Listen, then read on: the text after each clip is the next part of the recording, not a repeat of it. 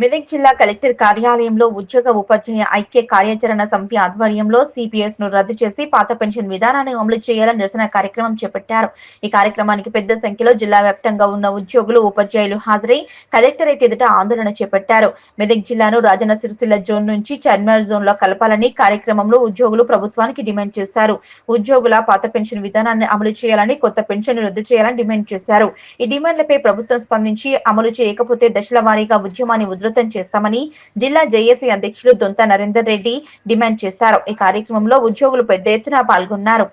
ఏదైతే 2004 సెప్టెంబర్ 1 తర్వాత ప్రభుత్వ ఉద్యోగ నియామకమైనరో వాళ్ళందరికీ కూడా నూతన పెన్షన్ విధానం వర్తించే విధంగా మరి కేంద్ర ప్రభుత్వం పిఎఫ్ఆర్డీఏ బిల్లు ప్రవేశపెట్టిన సంగతి మీ అందరికీ తెలుసు.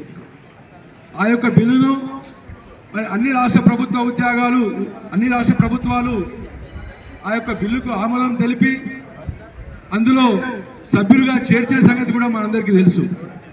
మరి ఆ తరుణంలో ఏదైతే అప్పుడు అరిచేతిలో వైకుంఠం చూపించినట్లు అప్పుడున్నటువంటి కేంద్ర ప్రభుత్వం కాంట్రిబ్యూటరీ పెన్షన్ స్కీమ్ ద్వారా ఉద్యోగులకు అత్యధిక పెన్షన్ వస్తుంది, వాళ్ళు ఫ్యూచర్లో లాభపడతారు అనే ఉద్దేశంతో మరి ఉద్యోగ వర్గానికి అందరికీ కూడా అరిచేతిలో వైకుంఠం చూపించడం జరిగింది. మరి అప్పటి నుంచి గత 21 సంవత్సరాలుగా చూస్తున్నట్లయితే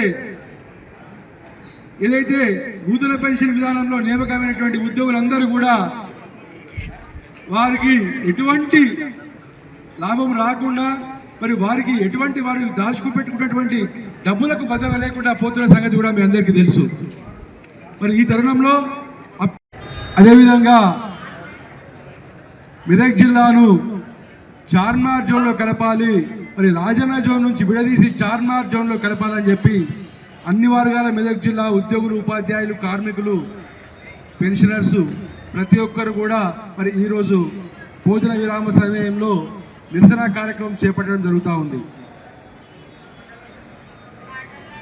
ఈ యొక్క కార్యక్రమానికి నాతో పాటు విచ్చేసినటువంటి టీజీఈజేఏసీ సెక్రటరీ జనరల్ విఠల్ గారు, అదేవిధంగా యూటీఎఫ్ కార్యదర్శి శ్రీనివాస్ గారు, ఎస్టీయూ జిల్లా అధ్యక్షులు రాజగోపాల్ గౌడ్ గారు, అదేవిధంగా ట్రెస్సా అధ్యక్షులు మహేందర్ గౌడ్ గారు, వారి కార్యదర్శి చరణ్ గారు, అదేవిధంగా మా తావిత కొరకు ఖచ్చితంగా మెదక్ జిల్లాను చార్మినార్ జోన్లో కలపాలని చెప్పి కూడా మరి తెలంగాణ రాష్ట్ర ప్రభుత్వానికి ఈ వేదిక ద్వారా డిమాండ్ చేస్తూ ఉన్నామని చెప్పి మరొకసారి మీ మీడియా ద్వారా తెలియజేస్తూ ఉన్నాం.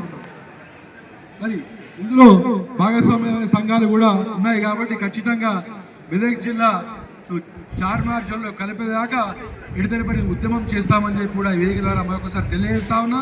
అదేవిధంగా నూతన పెన్షన్ విధానాన్ని రద్దు చేసి పాత పెన్షన్ విధానాన్ని ప్రవేశపెట్టే వరకు ఏదైతే జేఏసీ ఆధ్వర్యంలో చేపడుతున్నటువంటి ఉద్యమాలను, దశల వారీ ఉద్యమాలను ముందుకు తీసుకుపోయి ఖచ్చితంగా మరి పాత పెన్షన్ విధానం సాధించుకుంటామని చెప్పి కూడా మరొకసారి ఈ వేదిక ద్వారా నేను ఆశాభావం వ్యక్తం చేస్తా ఉన్నాను. తెలుసు మరి మన మెదక్ జిల్లా నుంచి విడిపోయి చార్మినార్ జోన్లో ఉన్నటువంటి సంగారెడ్డి జిల్లా వాసులు, సంగారెడ్డి జిల్లా విద్యార్థులు, నిరుద్యోగులకు కూడా వాళ్ళందరూ కూడా మరి మొన్న జరిగినటువంటి నియామకాల్లో ఉద్యోగం చేపట్టిన సంగతి మీ అందరికీ తెలుసు. మరొకసారి మీ అందరికీ గుర్తు చేస్తూ ఉన్నా. మెదక్ జిల్లాలో మరి ముందు వరుసలో ఉన్నటువంటి ఏదైతే మెరిట్లో ముందు వరుసలో ఉన్నటువంటి విద్యార్థులు, నిరుద్యోగులు అందరూ కూడా మరి వెనుకబడిన సంగతి మీ అందరికీ తెలుసు.